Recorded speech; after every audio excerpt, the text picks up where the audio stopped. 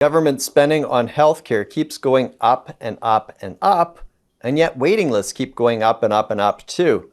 According to the Canadian Institute for Health Information, Canada spends one of the highest amounts on healthcare in the developed world.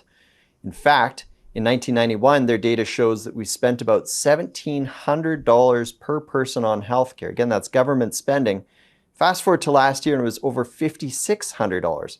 That's an increase at nearly double the rate of inflation, and yet the system just seems to keep getting worse and worse and worse. Today, we're going to be talking about how we can get better bang for our healthcare buck. Nadeem Esmail is a senior fellow with the Frasier Institute, specializing in healthcare reform. Nadeem, thanks for taking a few minutes to chat today. Thanks for having me on the show. So your organization's been talking now for many, many years about funding healthcare differently, adjusting how we spend the dollars to get better bang for our buck, specifically with this notion of activity-based funding. I'm wondering if you could tell us, first of all, how hospitals and the healthcare system is funded right now versus how that would change under an activity-based funding model.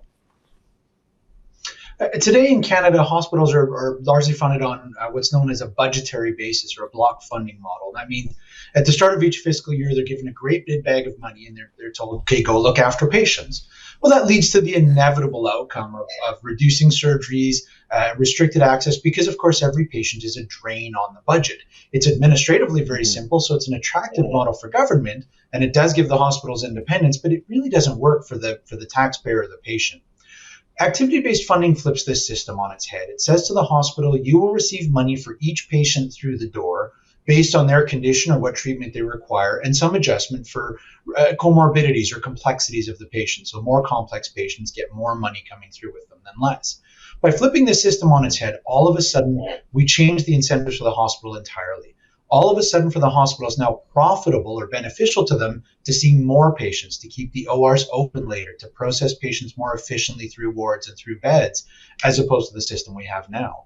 It's a different way of looking at hospital funding, but it's also a model that has been followed around the developed world to the benefit of patients and to the taxpayers who fund their care. So, I think most viewers aren't sitting around thinking about how to fund hospitals differently, so they're probably not familiar with this concept. Correct me if I'm wrong. Right now, if I walk into a hospital and meet with a specialist and, I need my hip done or whatever, they kind of think, okay, great, here's another person for the waiting list. But under the model that you're talking about, I walk in and they think, oh, wow, this guy represents more funding because they're going to get more money if they actually provide me with the surgery that I need. Precisely. Every patient under activity-based funding is beneficial to the hospital's budget, whereas today, if you go in, you're now an additional drain on the budget, another chunk of money that has to come out of the annual allocation to look after you.